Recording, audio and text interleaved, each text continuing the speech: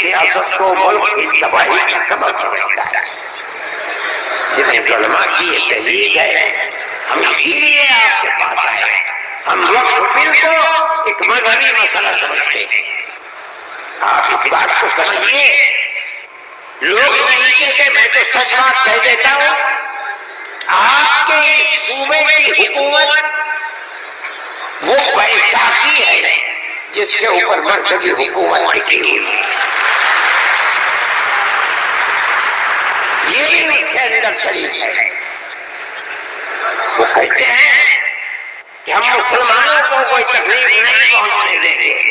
میں نے جو بات کہی ہے اسی لیے یہ آواز ان تک پہنچے کہ وقف کو زندہ رکھنا یہ ہمارا مذہبی طریقہ ہے، ہمارا مذہب ہے وقف۔ اگر آپ اس کی تائید کریں گے تو مسلمان خود فیصلہ کرے کہ آپ کی گورنمنٹ آپ کے مذہب کو زندہ رکھنا چاہتی ہے یا آگ لگانا چاہتی ہے۔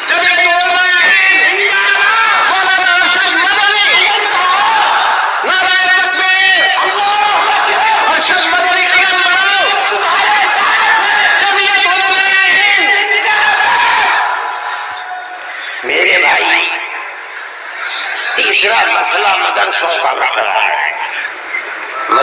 مدرسے دو طرح کے ہیں، ایک وہ مدرسے ہیں جو گورنمنٹ سے امداد لیتے ہیں، ایک وہ مدرسے ہیں جو گورنمنٹ سے ایک پیسہ بھی نہیں لیتے۔ ہم پہلے سے کہتے تھے، لوگوں سے بلاتے تھے کہ پیسہ مت لو۔ یہ ہو نہیں سکتا کہ گورنمنٹ دے اور تم سے لینا، یہ نہیں ہو سکتا۔ آج سے تقریباً 15-20 سال پہلے دلی کے اندر ایک میٹنگ بلائی، بہار کے لوگ بھی اس وقت گورنمنٹ میں بھی یہ تھے، اور وہ یہ تھی کہ مدرسے والوں کو ہم پیسہ دیں گے۔ سب نے منع کر دیا کہ ہم نہیں جائیں گے۔ میں نے یہ سوچا کہ مجھے جانا چاہیے، چنانچہ میں چلا گیا وہاں۔ انہوں نے مجھے اسٹیج پر بلایا، بڑے بڑے بیٹھے ہوئے تھے، ارجن سنگھ بھی تھے اور دوسرے لوگ تھے۔ وہاں تقریر کرنے والوں نے تقریر کی مدرسوں کے خلاف، میں خاموش بیٹھا رہا۔ اس کے بعد مجھ کو کہا کہ آپ بولیں۔ میں بولے، میں نے ان سے کہا کہ آپ نہیں جانتے کہ مدرسوں کا کردار کیا ہے۔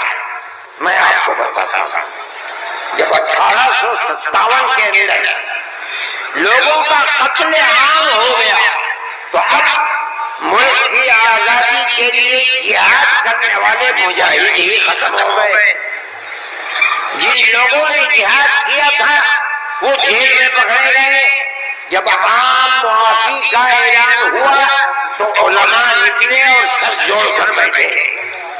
57 میں جہاد ہوا تھا، ٹھیک 9 سال کے بعد 1866 میں دارالعلوم کی بنیاد رکھی۔ کیوں؟ اب مجاہد زندہ نہیں رہے، دارالعلوم میں جنگ آزادی کے لیے مجاہدین کی فیکٹری بنانی تھی، وہ ہے دارالعلوم کے اوپر۔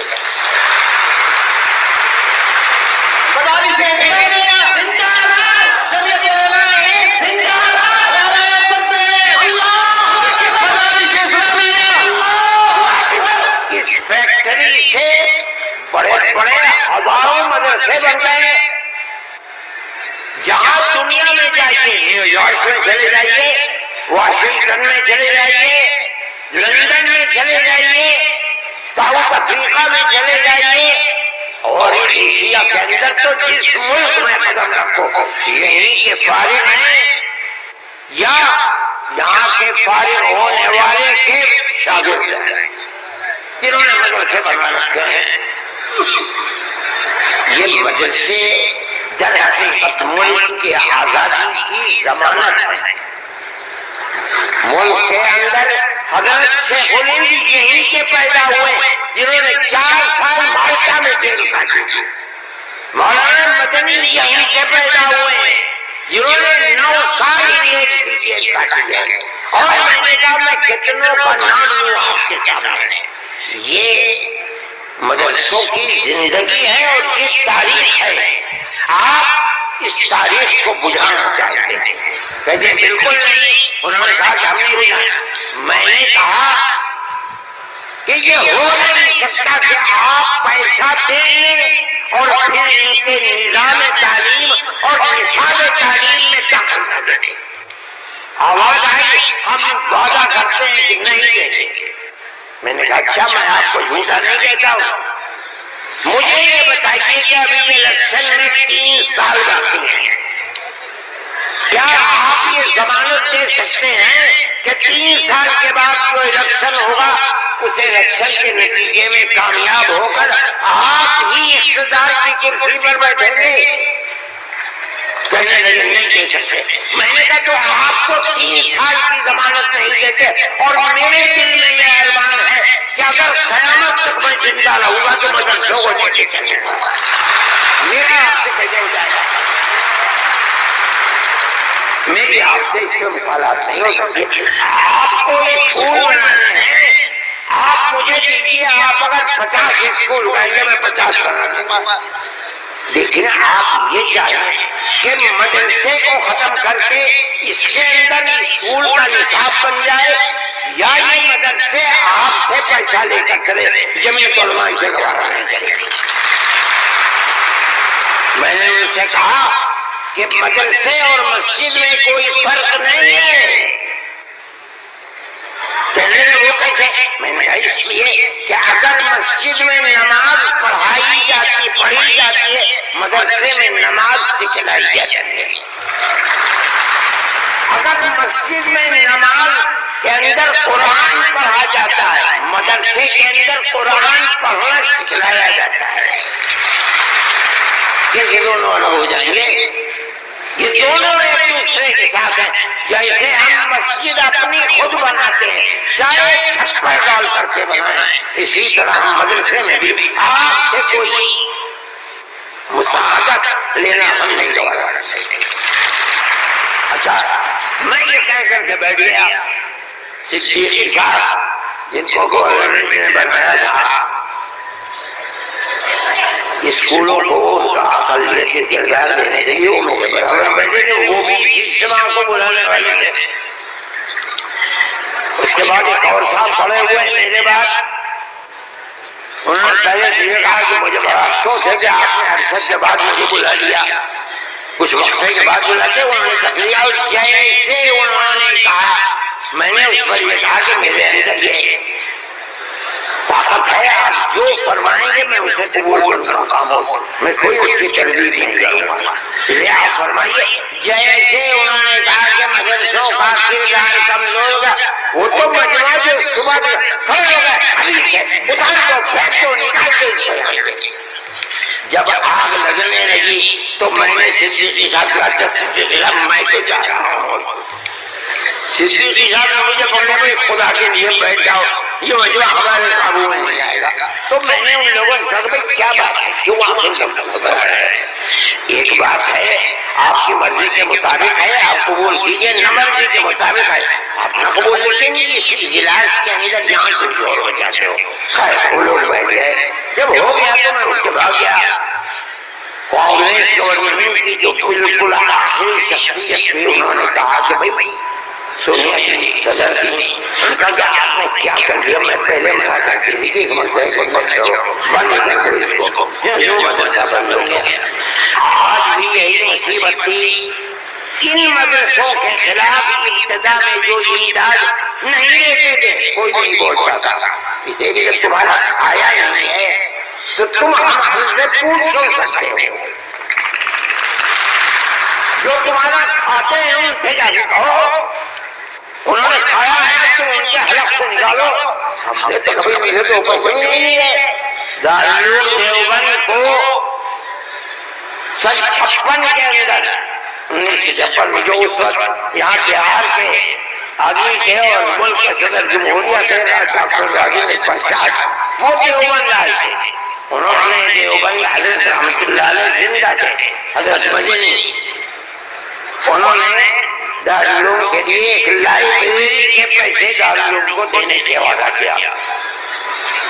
جب وہ چلے گئے، اب شکریہ ادا کیا ان کا بہت، جب وہ چلے گئے تو ان کو خط لکھ کر بھیج دیا گیا کہ دارالعلوم دیوبند کے بنانے والوں کی کا یہ حکم ہے، یہ اصول ہے کہ کسی بھی مسلم یا غیر مسلم حکومت سے کبھی کوئی مدد نہیں لی جائے گی، اس لیے ہم آپ کو شکریہ کے ساتھ واپس کرتے ہیں. آج تک حکومتوں پر حکومتیں بدل گئی، انگریز گورنمنٹ، پھر اس کے بعد ہندوستان، مگر اس کے اندر کوئی فرق نہیں پڑا ہے. لیکن اس کے بعد جنہوں نے لیا تھا گورنمنٹ، پھر اس کے بعد ان مدرسوں کے اندر بھی ہاتھ ڈالنا شروع کر دیا. جمعیت علماء اس سلسلے کے اندر ہو گئی، اگرچہ ان مدارس کے سلسلے میں کوئی فیصلہ ابھی تک نہیں آیا، لیکن ہم یہ سمجھتے ہیں کہ قانونی اور دستوری اعتبار سے جو گورنمنٹ سے کوئی چیز نہیں لیتے، پہلے لیا جاتا تھا چھٹیوں کے اندر گورنمنٹ سے، وہ قانون تھا کہ جو ٹکٹ طلبہ لے کے گھر جاتے تھے کنسیشن، اس میں پیسہ کم ہو جاتا تھا. ان کی نظریں بدلنی شروع ہوئی، دارالعلوم نے بند کر دیا اس کو گھر میں. یہ بات ہم نے کہی کہ اللہ کا بڑا احسان ہے کہ جو تبصرہ آیا، ابھی تک فیصلہ نہیں آیا، وہ تبصرہ بھی حق کے اندر.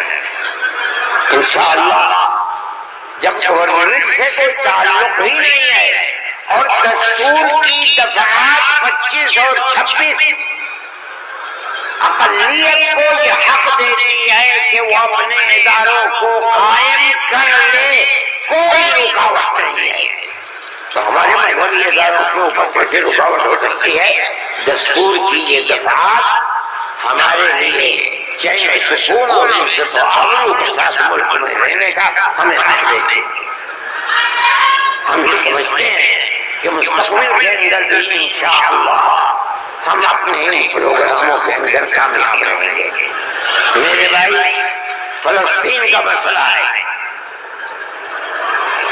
دیکھیے، جب یہ مسئلہ ہوا اسی دن ہماری گورنمنٹ نے ایک بات کہی کہ یہ دہشت گردی ہے، فلسطینیوں نے حملہ ان کے اوپر. میں نے کہا یہ بھی گورنمنٹ جانتی نہیں ہے. جب میں نے اگلے ہی بیان دیا کہ یہ غلط ہے، اسرائیل کو بنانے والوں نے بنایا تھا بیت المقدس اسرائیل سے باہر تھا، فلسطین آزاد تھا. اسرائیل نے امریکہ کی مدد سے اور یورپ کی مدد سے بیت المقدس کو، فلسطین کو، تمام فلسطین کے اوپر زبردستی حملہ کر کے فلسطینیوں کو غلام بنایا اور اپنے اندر داخل کر دیا. یہی نہیں، 2-4 سال کے بعد حملہ کیا شام کے اوپر، اور گولان کی جو پہاڑیاں تھیں ان کو اپنے قبضے میں لے لیا. جب اسرائیل بنا، نہ فلسطین، نہ بیت المقدس، نہ گولان کی پہاڑیاں، کوئی چیز فلسطین میں نہیں تھی. اب فلسطینی اٹھتے ہیں اپنی آزادی کے لیے. اگر تم ان کو دہشت گرد کہتے ہو تو میں کہتا ہوں گاندھی جی بھی دہشت گرد ہے.